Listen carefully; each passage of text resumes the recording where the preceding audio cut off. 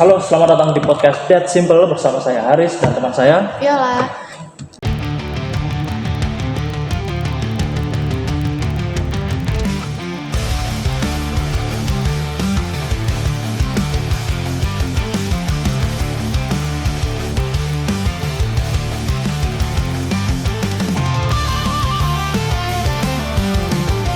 Jadi pada hari ini kita telah kedatangan bintang tamu, yaitu yang pertama ada Dwi, Haula, dan Nazmi.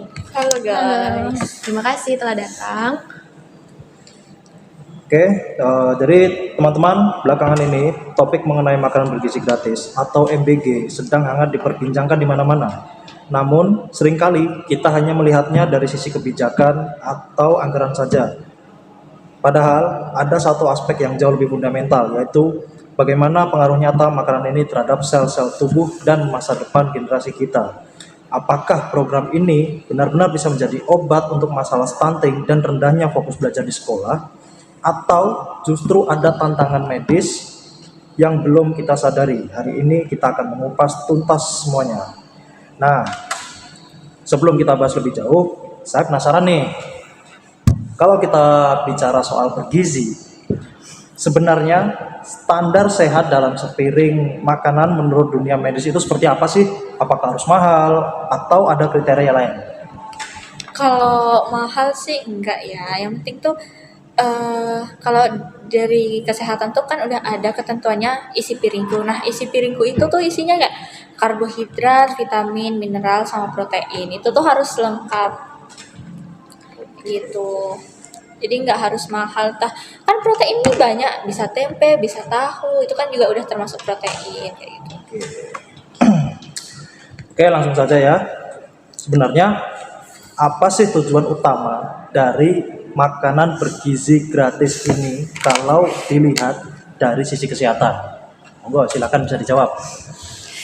Kalau tujuan utamanya sebenarnya kan di sini untuk memenuhi gizi anak-anak. Kan ini juga MBG itu disalurkan untuk anak-anak dari SD sampai SMA ya. Yang mana itu tuh termasuk masa pertumbuhan.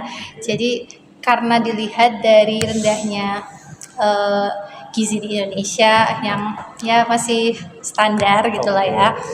Jadi di sini tuh tujuannya untuk memenuhi standar gizi Indonesia aja, anak-anak Indonesia. Dan juga kalau misalnya gizi terpenuhi, jadinya anak-anak tuh bisa lebih cerdas gitu, sesuai dengan Undang-Undang Dasar Mencerdaskan Kehidupan Bangsa. Oke. Terus tuh, padahal kan Indonesia ini sumber pangannya kan banyak nih. Kenapa sih masalah gizi itu masih jadi persoalan sampai sekarang? Jadi masalahnya itu bukan cuma soal ketersediaan makanan ya, tapi kualitas dan pola makannya juga. Jadi kita masih punya anak-anak yang kekurangan gizi di Indonesia ini, tapi di sisi lain juga banyak kelebihan gizi karena kebanyakan makan makanan instan atau makan makanan tinggi gula dan tinggi lemak. Jadi ini tuh disebut beban gizi ganda. Ditambah lagi pengetahuan soal gizi dan masih belum merata. Jadi MBG ini penting sebagai intervensi langsung ya, sekaligus pintu masuk edukasi gizi. Mungkin itu. Oke.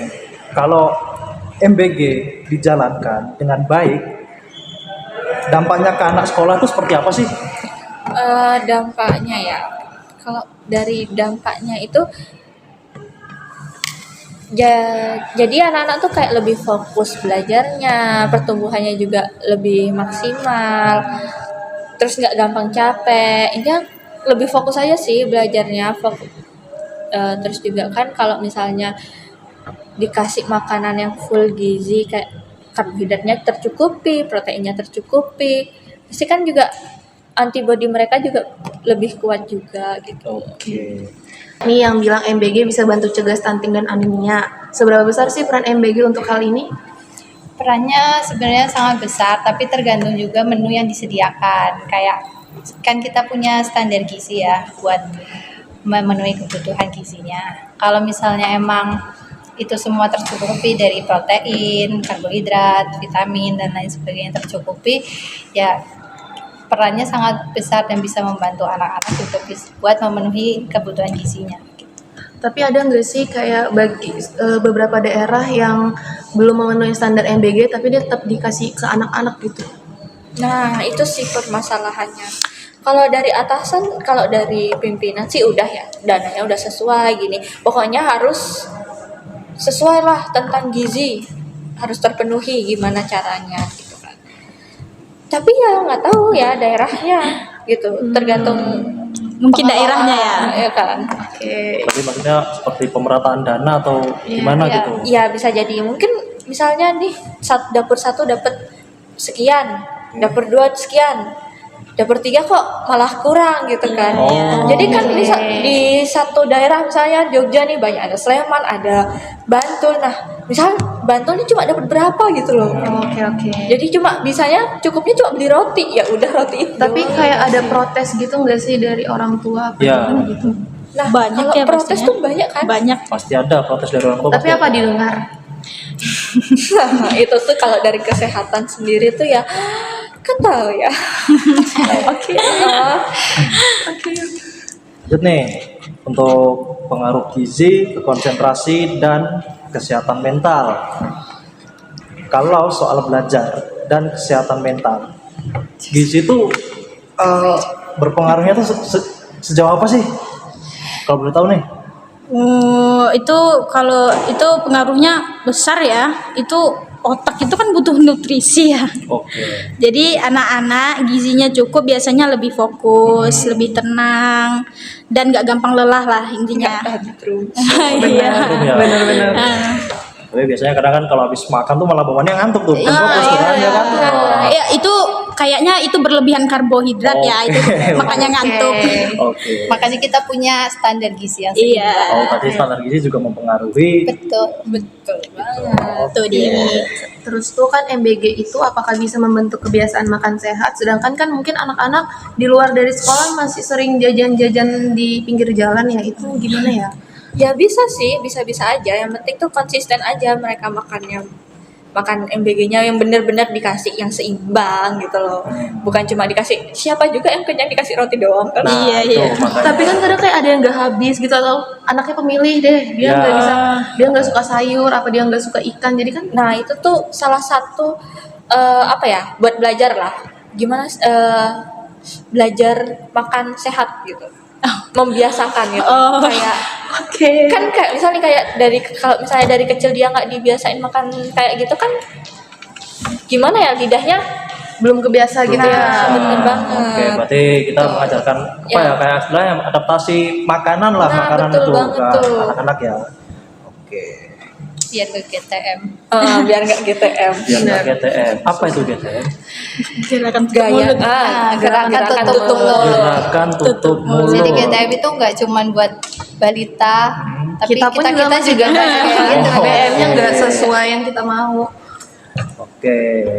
Untuk tantangan dan peran lingkungan nih di lapangan tantangan terbesarnya tuh apa? Ya seperti yang sudah disebutkan tadi ya. Terutama kan MBG ini juga nggak semuanya setuju ya. Ada pro kontra. Terus juga dari orang tuanya juga nggak semuanya yakin, percaya gitu kan. Apalagi banyak ya kasus-kasus yang seperti kita sudah ketahui. Oke. Ya kan. Terus juga Lanjut aja. Ya, lanjut. tantangannya juga kayak yang tadi Najmi udah bilang, dari dapurnya sendiri gitu. Jadi kan kadang kita buat ngasih MBG itu namanya juga MBG ya, makanan bergizi gratis. Tapi kan kita nggak tahu tuh kualitas di dapurnya gimana, apakah ada pengawasan lebih lanjut atau enggak gitu. Jadi tantangannya ya dari dapur, orang tua juga. Oke, berarti ada dua faktor ya untuk tantangan eksekusi lah kadang-kadang untuk di lapangannya itu. Apakah di lapangan tuh kayak diperiksa setiap hari gitu ya, setiap kita mau kasih makan ke anak-anak, apakah itu dicek setiap hari apa gimana ya? Harusnya sih ada ya. Kalau diceknya pasti dicek ya, cuma nggak tahu karena kita masih mahasiswa juga ya, belum terjun ke lapangan. Jadi mungkin dicek sama pihak-pihak kesehatan puskesmas terdekatnya itu tentang gizinya, tentang kebersihan dapurnya kayak gitu kan. Cuma mungkin nggak setiap hari aja gitu. Kan ada beberapa faktor nih, kayak kemarin kasus keracunan MBG itu. Itu tuh tanggapan dari kesehatannya gimana ya? Kan banyak banget nih jadinya pro kontra antara MBG ini masih harus dilanjutkan apa enggak. Ini saya kurang sih guys. Ya, Itu mungkin dari dapurnya nggak sih? tanggapannya dari kesehatan. Ya, kita kan melihat sisi pandang kesehatan. Oke. Kan kita juga nggak tahu ya di lapangannya gimana. Mungkin emang udah ada orang-orang yang ditugaskan untuk pengawasan, tapi kan nggak tahu juga itu gimana kerjanya, apakah amanah atau enggak. Oke. Jadi kita kan bicara dengan MBG, bicara dengan MBG. Bicara tentang MBG nih, apa sih manfaat MBG buat generasi kedepannya itu? Mencerdaskan kehidupan bangsa. Sesuai dengan apa yang tertulis di undang-undang berarti ya. Iya. Oke. Nah, pertanyaannya nih, kan sudah tertulis di dalam undang-undang tuh. Betul. Menurut teman-teman narasumber nih, menurut kalian itu terlaksana atau tidak? Kalau misalnya dilihat dari sebagian besar banyak yang terlaksana. Banyak juga yang enggak. Karena kan kalau dilihat-lihat juga MBG ini sebenarnya belum terlalu merata Belum ya. konsisten. Ya, Oke.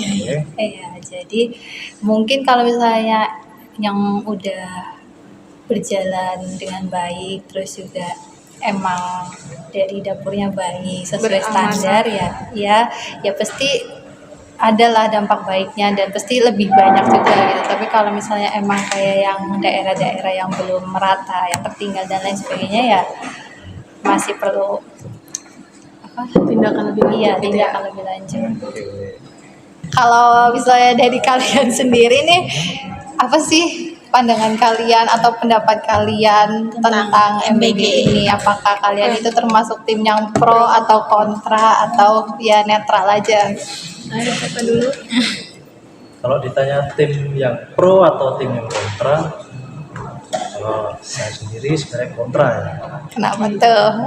Karena kan ya dengan ya kita melihat ke belakang aja deh, kayak apa yang sudah terlaksana di lapangan aja deh, eksekusinya itu kayak gitu aja. Artinya ya katakanlah pertama dari eksekusi di dapurnya atau SPPG-nya ya kan. Itu tuh mungkin dari tim quality check atau quality controlnya pun sendiri sebenarnya mungkin menurut saya masih kurang. Ya, dari pemilihan bahan-bahan sebelum disajikan atau sebelum diberikan ke siswa-siswa adik-adik itu, tadi itu kayak harus di cross check ulang gitu loh. Makanya kita harus lihat kualitas dari bahan dasarnya, terus kualitas olahannya itu kayak gimana. Yang mana tujuan awal dari bentuknya program ini adalah untuk mencegah stunting. Menurut saya, mungkin menurut teman saya udah kiri. Kalau aku sendiri sih bisa dibilang pro ya. Mungkin kan untuk beberapa anak dia kan dapat bekal dari orang tuanya, dapat makan sendiri, dapat uang jajan sendiri. Tapi kan untuk beberapa anak kan mungkin kurang mampu ya buat makan siang di sekolah atau jajan di sekolah. Jadi kan seenggaknya tidak ada iri-irian ya antara anak satu karena yang satunya jajan, yang satunya enggak. Jadi dengan adanya MBG ini mungkin mereka bisa makan makanan yang sama dengan gizi yang sama gitu sih. Oke. Kalau misalnya buat yang kontra nih, Ya, kenapa? kira-kira ada saran gak sih buat kedepannya gimana? Jujur aja mas. Ya. Tadi saya jawabnya kontra ya. Iya, kan kita mendengar keluhan-keluhan dari Oke, tanggal saya jawab. Oh, ya, kalau menurut saya, tadi kan saya pilihnya kontra ya. Iya. Itu kan, ya, kalau menurut saya sih kayak apa ya? Mungkin lebih teliti lagi sih buat Belum maksimal pilih. gitu. Iya, mungkin ya. Mungkin untuk programnya sudah oke, mungkin sudah oke, tapi mungkin untuk ya ditingkatkan lagi lah kualitasnya, kayak mungkin mencari orang yang lebih kompeten di bidangnya ya. Ya. Gitu deh. Sama kayak seleksi orang-orangnya sih kan mungkin masih banyak oknum-oknum yang nakal ya untuk mungkin dari bahan-bahannya, misalnya ada bahan-bahan yang berkualitas tapi mungkin agak over budget atau pas gitu, jadi kayak harus di press, jadi kan gizinya juga berkurang tuh. Gizinya juga ngepres ya. Iya, benar. Nambahin oh ya, aku tuh mau nambahin yang ini loh, yang tadi yang bisa nggak sih buat yang aku jawab tadi konsisten. Bisa sih kalau misalnya makanan bergizi itu yang penting konsisten aja gitu. Nah, jadi kan nggak cuma di sekolah nih makan, jadi orang tua juga harus berperan gitu. Peran orang tua tuh juga harus masuk sih di makanan bergizi. Jadi dari sekolah kan udah dilatih nih buat makanan bergizi. Nah, di rumah tuh juga harus orang tuanya tuh harus ngasih isi piringku itu standar gizi, biar ini sih, biar apa ya, biar anak terbiasa lagi, biar mau lagi. Meskipun kan kalau di rumah nggak terbiasa nih, GTM nih nggak mau nih sama sayur, nggak mau sama buah. Nah, dengan ada GTM kan udah dilatih, di sekolahnya udah dikasih, di rumah dikasih lagi. Oke. Gitu. Tapi kalau begitu banyak kontranya nggak sih dari orang tua? Mungkin kayak orang tua tuh ngerasa terbebani. Mungkin kan beberapa kayak terbebani, kayak berarti aku harus memenuhi banget nih gizi anakku. Ya, emang harusnya gitu sih.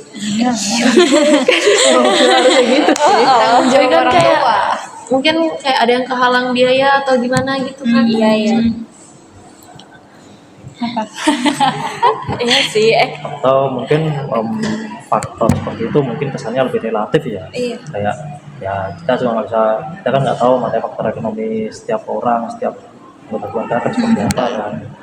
Mungkin itu sih ya, menyesuaikan aja dengan Menyesuaikan iya. ekonomi keluarga. Kalau misalnya nasi sama kangkung sama tempe itu tuh juga udah masuk bergizi, kan udah ada mineralnya juga nih, vitaminnya dari kangkungnya.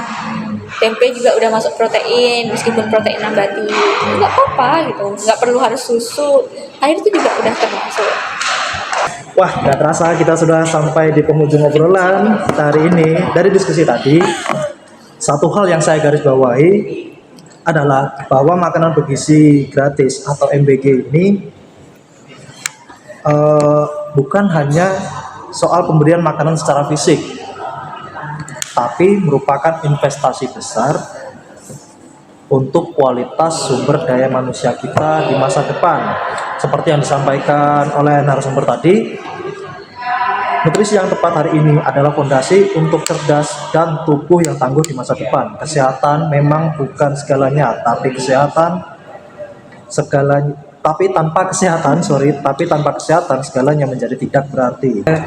Saya ucapkan terima kasih banyak pada narasumber atas wawasan yang sangat membuka mata kita semua dari sudut pandang medis. Semoga apa yang kita bahas hari ini bisa menjadi edukasi bermanfaat, tidak hanya untuk kami, tapi untuk semuanya yang menonton. Saya Haris dan Saya Viola, pamit undur diri. ingat, sehat dimulai dari apa yang ada di piring kita hari ini. Sampai berjumpa di kesempatan yang lain. Wassalamualaikum warahmatullahi wabarakatuh.